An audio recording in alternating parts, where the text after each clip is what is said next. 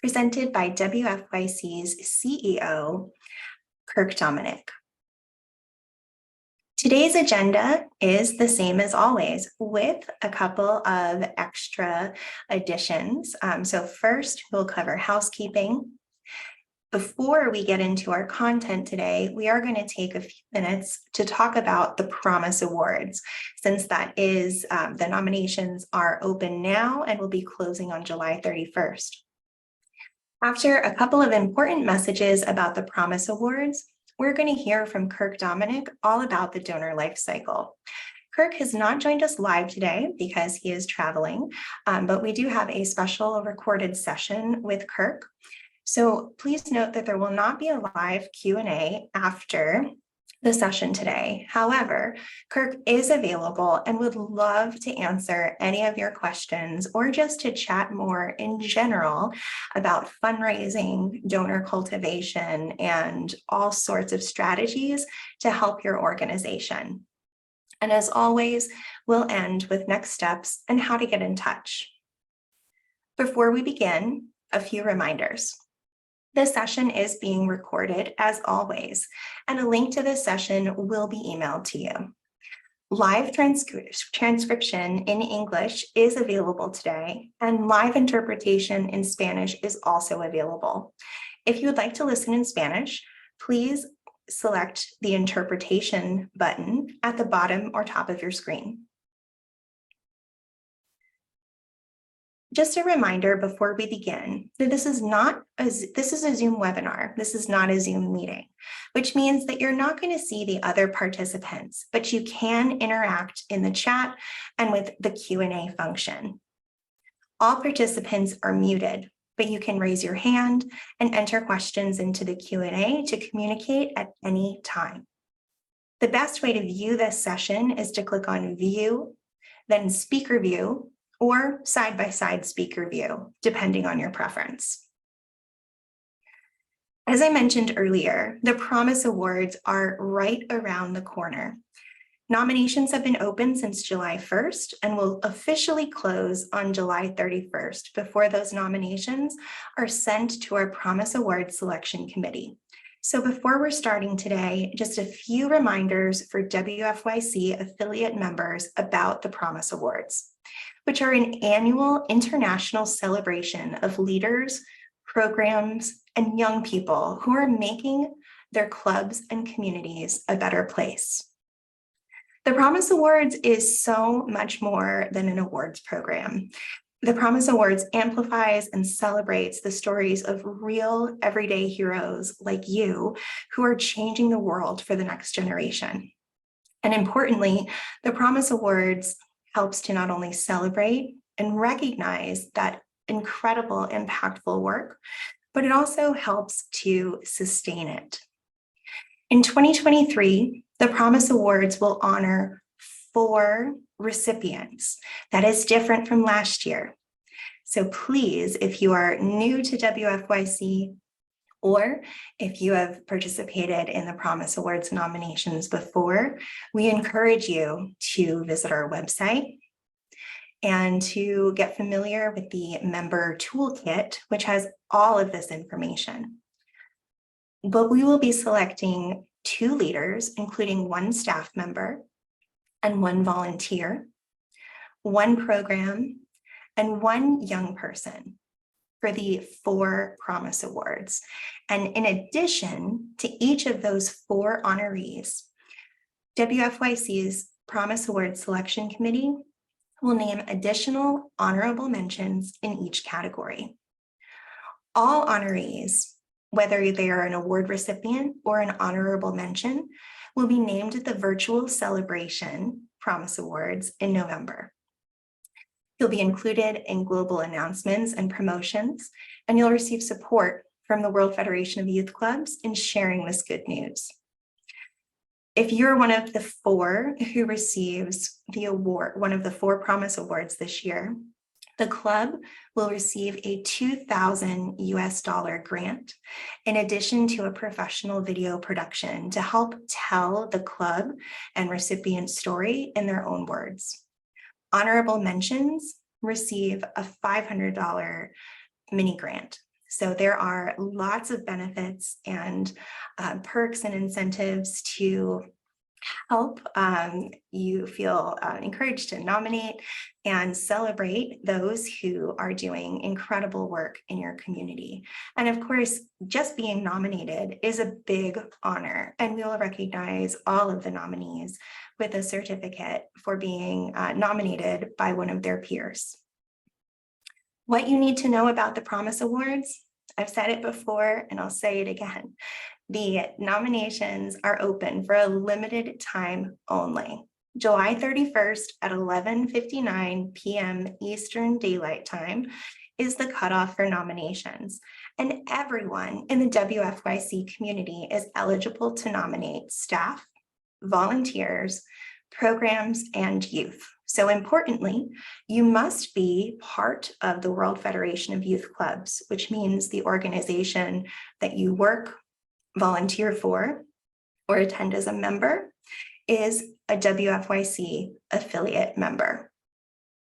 There have been many changes and improvements to the program since last year. And as I mentioned earlier, there is a program guide with all of the nomination information that you need to know available on our website at www.wfyc.org/promise-awards.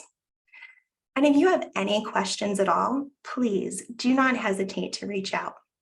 WFYC is available by phone, WhatsApp, Zoom, or any other video meeting option to answer your questions or to just talk more if you would like to know more about the program. Please note that we accept nominations in every language. So please, if your first language is not English, go ahead and submit that nomination in whatever language feels the most comfortable to you, and we will take care of that translation and interpretation. We're also available for meetings. So if you have any questions and there are any language needs, we are happy to provide an interpreter for those meetings as well. So please reach out to Tony Galveo. His contact information is below, and he is the person who is reviewing and processing all of those nominations before they go off to our committee. Thank you for listening to these really important updates about the Promise Awards. And without further ado, I am excited to introduce you to today's guest and today's topic, the Donor Lifecycle. Now, if you attended WFYC's Leadership Institute in Orlando, Florida earlier this year, some of this information might sound a little bit familiar. But Kirk has graciously agreed to share with us today a more in-depth look at what the donor life cycle is, how to identify and cultivate donors, how to retain those relationships, how to build new ones. And Kirk is, sad that he was not able to join us today. But again, if you have any questions at all, please don't hesitate to reach out. We'll provide Kirk's contact information at the end of this session.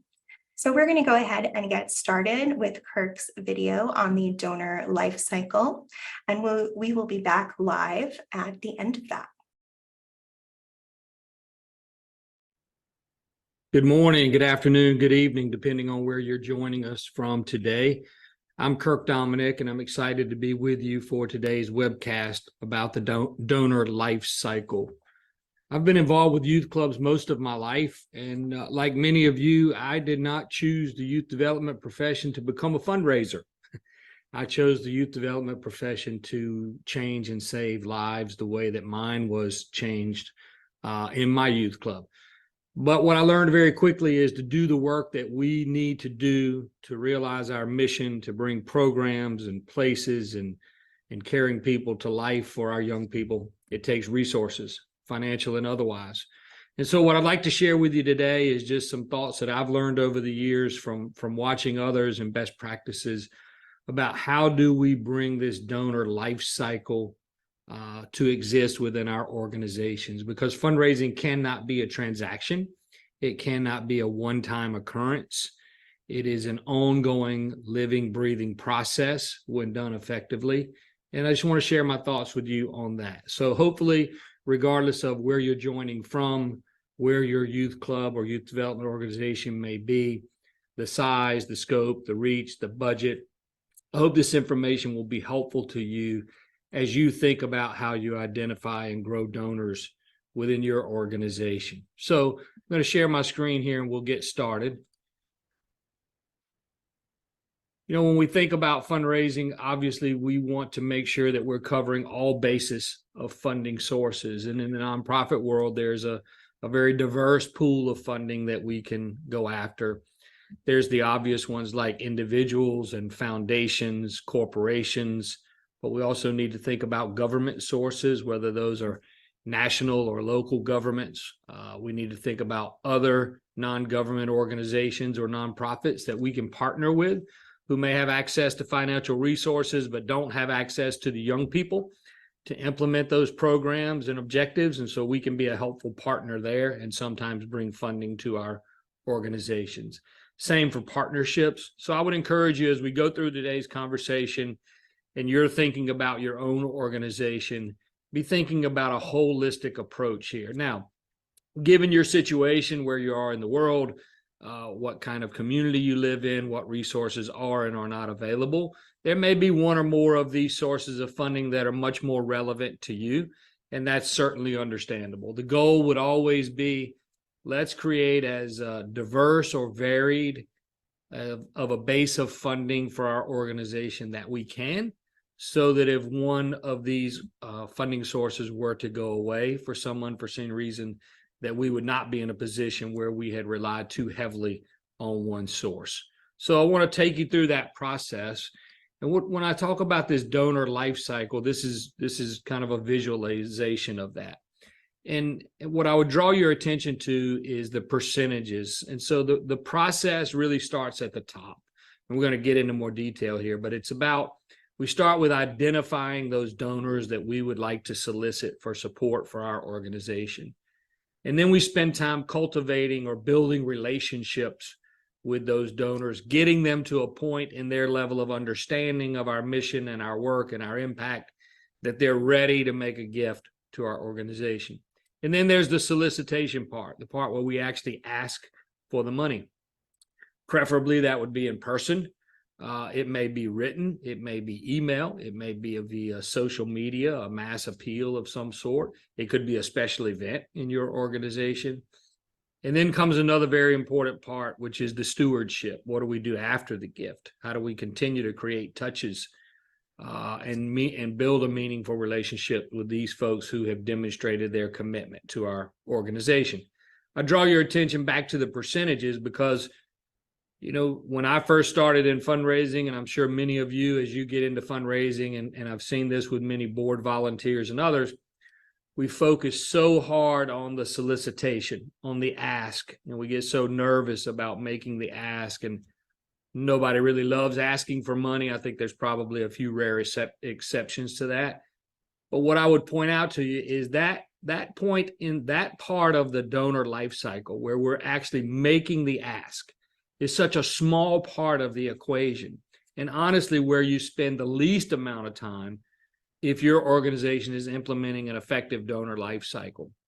In fact, if you do the job right on the identification, the cultivation of relationships, and the stewarding of those relationships after the ask, then for many donors over time, the solicitation, the ask, the decision to support your organization financially will actually become a very natural selection for them and will not be near as difficult as maybe sometimes we make it out to be. So again, let's start with identification. And this really is just a simple process of developing a list. Who are those donor prospects that we need to ask to support our organization? And I would encourage you to write down on a piece of paper each of your potential funding sources. You may not have all of these available in your community. You may only have 2 or 3.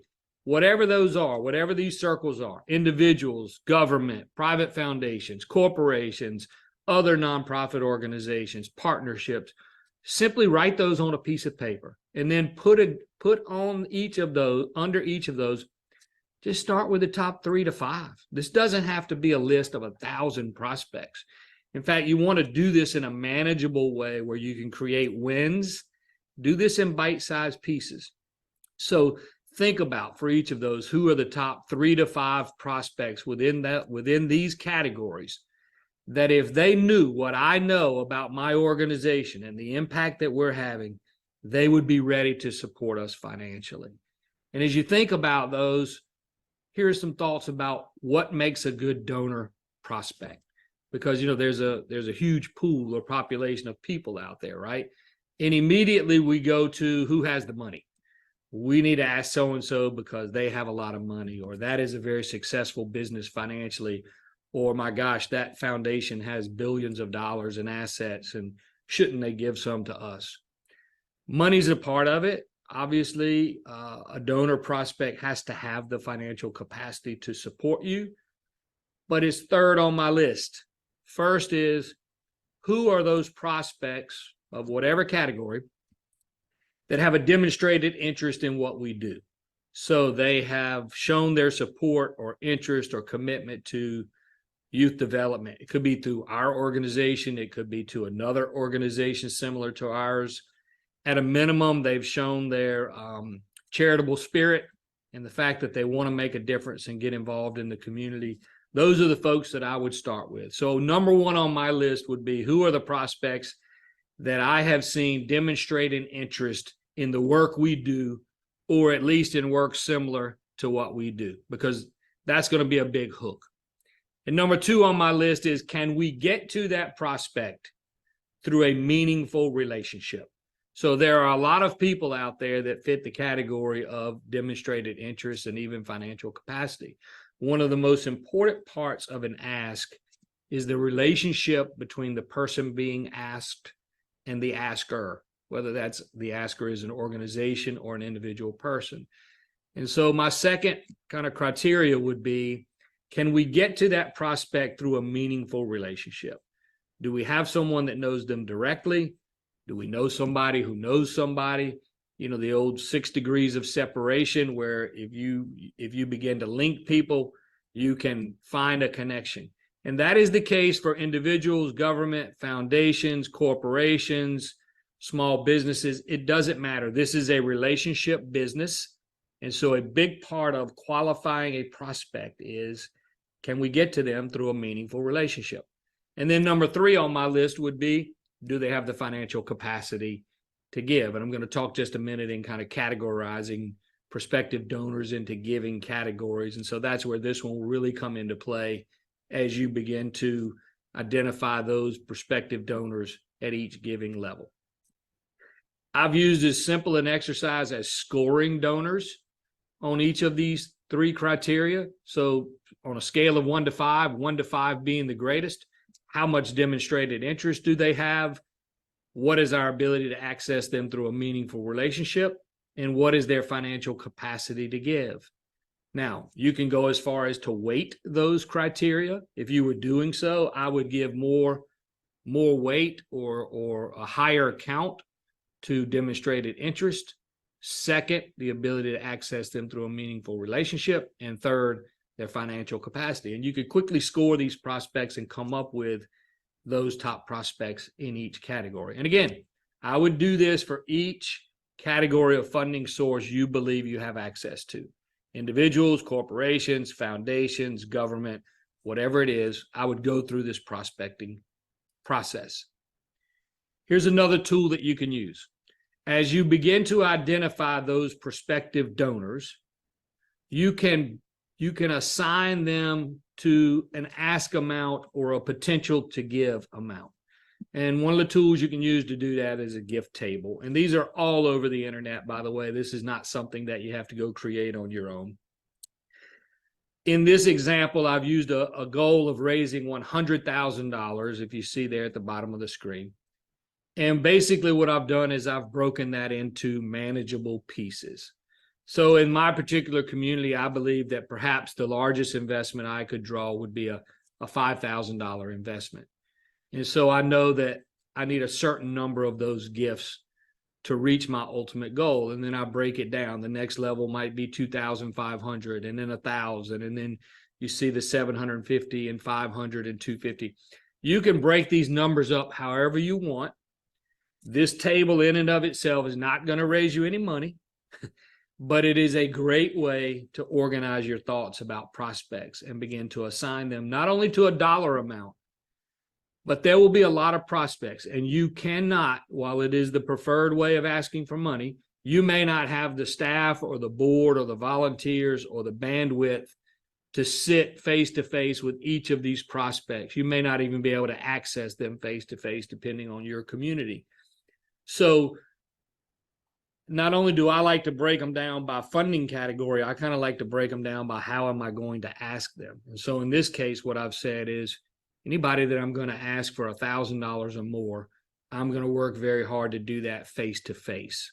Now, again, face to face these days may be Zoom, depending on where those prospects are and the situations facing your particular organization. So I don't pretend to act like this is going to 100% apply to everybody the same way. But again, in this illustration, I've said for the second group, those that I'm going to ask for $250 to $750, let's do that in small groups. The best small group activity I can think of is, can I get them in my youth club? If I can get them in my youth club, just like the face-to-face solicitations, and they can see for themselves what's going on, then I've got a much better chance of hooking them as a donor. So small groups can be very effective. Again, it may be online, it may be in person, but here's an opportunity to get a group of folks together, tell them your story all at one time, which is a very efficient way to do it. And then at the end of that gathering, make an ask of each of them and or follow up immediately after the gathering to do so. And then in this case, the lowest category, all gifts are important, but there are some that we are going to, just because we don't have the manpower or the woman power, we're going to have to make this mass appeal. So this could be a letter writing campaign. It could be an email fundraising campaign. It could be a social media appeal or some other mass appeal where you have the ability to ask a lot of people at one time. Again, this tool in and of itself is not going to raise you any money, but I have found it very effective for my own use in organizing my thoughts and my plan of attack for fundraising against a specific dollar goal, where I can break that down into manageable bite-sized pieces that work for me and my community. These gift tables, as I've said before, are all over the internet. You can find one. If not, we're going to give you some contact information at the end. I'm happy to share these kind of tools with you and walk through them with you in more detail. So we've gone through this prospecting process. We've identified our top targets in each of our categories: individuals, corporations, foundations, government, small businesses, nonprofits, partners, whatever they may be. We've organized our thoughts about how much we think we may ask each of those for. The next important part of that is how are we in our relationship with that prospect at this point? So, as I said in the beginning, fundraising is a relationship business. It doesn't matter if you are talking about an individual donor prospect, a corporate donor prospect, a foundation donor prospect, or even the government. It is about relationships. It is about developing a meaningful relationship with that donor prospect so that they come to a place of having great confidence in you and your mission and your organization and the credibility and the impact that you're bringing to your youth development work. I cannot stress enough how important relationships are. In fact, if I'm organizing a fundraising campaign, one of the most important things I'm going to give thought to is who, for this prospect, for prospect A, who is the best person involved in my organization to make that ask? Who in my organization has the most meaningful relationship with that donor prospect that's going to put them in the best position to make the best ask of that donor prospect? Now, you may be a one-person show. Trust me, I've been there. Then you're the best person. and if you're a one-person show, I guarantee you have the story and the passion and the commitment to do that. I would just encourage you again to do it in manageable, small pieces so that you can progress along the way and build the confidence and the momentum that will lead to long-term fundraising success. But do not underestimate the power of relationships when it comes to fundraising. There may be a formal proposal, it may be an email, it may be a letter, but within that communication, there is an opportunity to develop a relationship. And I would encourage you to spend as much time and energy as you can on that process. So we've identified our prospects. We've talked about the importance of relationships. Let's talk about that small part that we all get so worked up about, the solicitation, the ask. It is time for me to either sit face-to-face or visit in a small group or send a written communication or a mass appeal through social media to this prospect or these prospects. One of the most important things you can do in preparing for that ask is get your mind right. Be positive, be optimistic, be energetic. Think about the young people that you represent. So many times in my fundraising career, I've had people almost feel or be apologetic when they're fundraising, is going as far as to say, hey, I'm sorry to have to ask you this, or I don't really want to ask you this, but there's no excuse for that in youth development fundraising. What an opportunity we have to connect what you see and do every day in your youth clubs with those who have the resources to support us. This is an opportunity for the donor to make a meaningful difference, to drive real impact in their community. You are the connector as the fundraiser. And so I want you to think about it that way. I want you to be positive. I want you to be optimistic. I want you to come to the ask full of energy. If you're having a bad day, reschedule the ask. Positive energy is incredibly important in the fundraising world. When it comes to making the ask, it does not need to be a long, drawn-out process. Go there with your story prepared. You have stories to tell. Tell your story, make your case, make the ask, and then wait for the answer. And your story is simply about, here's who we are, here's our history of impact, here's the unmet need that we're trying to address, here's how we're going to address it, here's how much money that's going to take, and here's how we're asking you to help. It's as simple as that. And then when you make the ask, when you form those magic words, prospect A, we would like for you to consider making an investment in our youth club of X amount that will allow us to do these things, then listen. One of the most important parts of any conversation, particularly a fundraising conversation, is how well can you listen? There's only so many answers you're going to get after you ask for money. The best is yes. Sometimes you'll get, hey, I need some time to think about it. That's okay. Allow that time.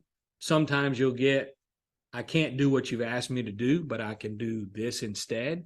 Celebrate that gift. It's very meaningful to you and the donor. And you will at times get some no's.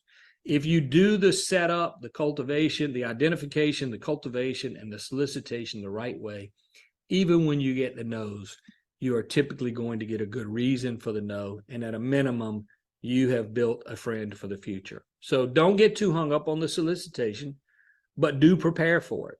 Go in with a plan, go in with a story, go in knowing what you're going to say, what you're going to ask, and most importantly, how are you going to listen? Not listening with the sense of, I'm listening, but I'm focused on what I'm going to say next, but real active listening, because most donor prospects, in the context of a conversation or an email exchange or whatever it is, will tell you why they are or are not inclined to support your organization, and you can respond to that. So we've gone through the process. We've identified our prospects. We've figured out the best way and the best person to make the ask. We've made that ask. They've given us a gift. We've celebrated that gift. And now what do we do? And this is where so many organizations make the mistake of really doing nothing other than a traditional thank you, really doing nothing until the next time they go to that donor and ask them for money. What that results in is the loss of donors year over year. This is a study that was done by an organization called Bloomerang, and if you haven't looked at their resources on the internet, I would encourage you to do that. Bloomerang is a great site with great fundraising resources.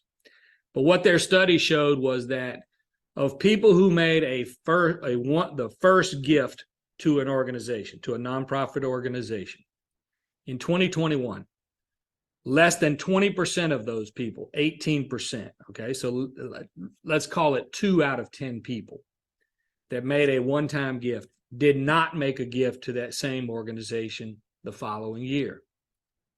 In my opinion, that is the fault of the organization, not the donor, because you had that donor connected. You had them to the point where they were willing to make a gift, and then something went wrong. And in so many cases, what went wrong is you or we as the organization did not stay in touch with that donor. The only time we wanted to talk to them was when we wanted to ask them for money. Huge mistake. Stewardship is probably the most important part of this fundraising process. I think I've said every part is the most important part, but I mean it. Stewardship. Keep that relationship going. I call it creating touches. How can you create meaningful touches between the time you ask for the gift in this funding cycle and the time you ask for the next gift? Look at this next slide. If you can just get that donor to make a gift 2 years in a row, then look how much the possibility or the probability of them staying with you increases. So in that same year, in 2021, for those donors who were making their second consecutive gift to the organization, 60% or 6 out of 10 of them continued to give to the organization in the following year. That happens through effective stewardship. That happens through having a good plan for creating touches. And I would encourage you to have a plan, because what happens is we have in our mindset, oh, yes, I would never do that. I would never ignore a donor. I would never not pay attention to them. I'm really good at communicating and cultivating and stewarding donors. But then what happens is life happens. And, we have limited people in the youth development space. And so you get busy doing so many other things. And the next thing you know, 3 months have passed, 6 months have passed, 9 months have passed with no meaningful contact with your existing donors. And so they fall off. Again, not by some malicious intent on your part, but simply by the fact that we're busy. And if we don't have a plan, we are not likely to act. And so here's a sample stewardship plan. Now, this was created by a Boys and Girls Club here in the United States. So some of these things may not be applicable to you. You have to think about your community, your donor prospects, your cultures, your traditions, your holidays, your events, your natural opportunities to create touches with donors. The point is, what this organization did, which has proven to be very effective over the years, is they have a plan for touches. Actually, theirs is based on at what level the donor supports the organization. Again, all gifts are important.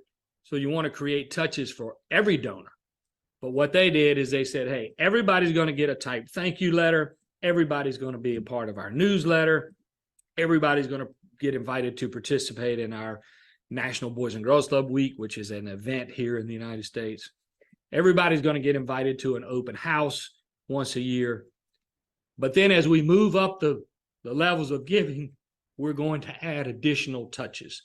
So that if you're giving up to, in this case, $1,000 US dollars, you're going to get about 4 touches during the year.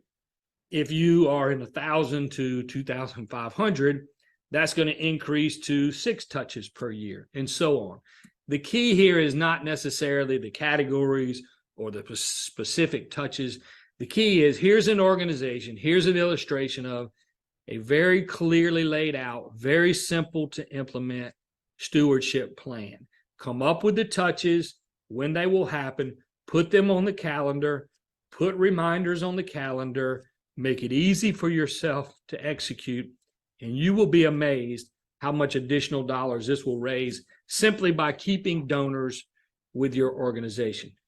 It's real simple. When I grew up in the Boys and Girls Club movement as a youth development professional, one of the things that we got trained on early on was this youth development strategy. And we were taught that young people want to feel these things. They want to feel a sense of belonging to something. They want to feel a sense of usefulness, of being useful. They want to feel a sense of competence, that there are things that they can do and accomplish. And they want to have a sense of influence. They want to be heard. They want to have a say. Well, what I've learned over my fundraising years is those are the same things that donors want to feel. They want to belong to your organization. They want to be useful to your organization. They want to be competent and add value to your organization beyond their financial contribution. They want to have influence. They don't want to run your organization. They don't want to micromanage. They don't want to get in your business, but they want to be heard and they want to have some influence. So if you would apply this same youth development strategy, which by the way, still very effective for young people, to your donors, again, it would be an important part of that overall stewardship process. And the goal here is, how do we move these donors up the donor pyramid? I'm going to close with this. So as we steward donors and we spend time with them and we create meaningful touches and we increase their knowledge about the impact that we're having and the programs we're implementing and the amazing things our young people are achieving, then they grow from one-time donors, or maybe someone who came to an event and made a one-time gift. As they learn more, they become those donors that support you year over year, whether they come to an event or not. And as they continue to grow and learn more about your organization and engage further, they become what I would refer to as major donors, those who are writing the biggest checks, those who are giving at the most significant level. Those levels could be very different based on different communities, but the principles are the same. Increase the level of engagement, increase their level of knowledge and understanding, and you will increase their involvement financially and otherwise. And then ultimately they become the donors that you read about online and in newspapers and magazines that are leaving the large gifts to these organizations when unfortunately they pass or their wealth passes from one generation to another. So I would encourage you in your organization, do everything you can to bring this donor life cycle to life, for lack of a better term. Do it in small, incremental, what I would call winnable steps. Don't overwhelm yourself or your organization. Again, I've been there. I've been the single person running an entire youth organization, running the programs, driving the bus, raising the money, working with the board, doing the marketing, all those things. But if you will set aside some time to focus on this very easy to implement process, I think it will pay great dividends for your organization. If you're not connected with us already, I certainly hope that you will. I have enjoyed my time with you today. You're going to see some contact information on the screen. I am always available to help you, whether you're part of the World Federation of Youth Clubs or not. This is an important topic, one that's close to my heart, because it ultimately drives the resources that we need to impact the lives of the young people who need you and us so greatly. So it's been my honor to be with you today. I hope that you enjoy the rest of the week. And most importantly, I hope that you have found something today here helpful. Thank you so much. Thank you, Kirk, for that presentation. If you have any questions at all, or would just like to talk with someone who is experienced in building and retaining donors, Kirk would be happy to chat with you. We are going to enter his email address into the webinar chat here in just a second, but you can also reach Kirk at kdominick@wfyc.org. That's KDOMINICK@wfyc.org. Before we close today, just a few reminders from WFYC. As we talked about earlier, the Promise Awards nominations are open through July 31st. So please make your nominations early and now before the deadline. Our next webcast is August 24th. As always, we hope that you'll share these resources from the webcast today, our email newsletter, and any other WFYC resources with your team members at your youth club, wherever you are in the world. Please feel free to share, forward, text message, any of this information to your staff and volunteers. And of course, as always, if you have any questions, please do not hesitate to reach out to our team. We are available and ready to help with whatever questions you might have. Thanks for joining us at the July webcast. We hope to see you next month.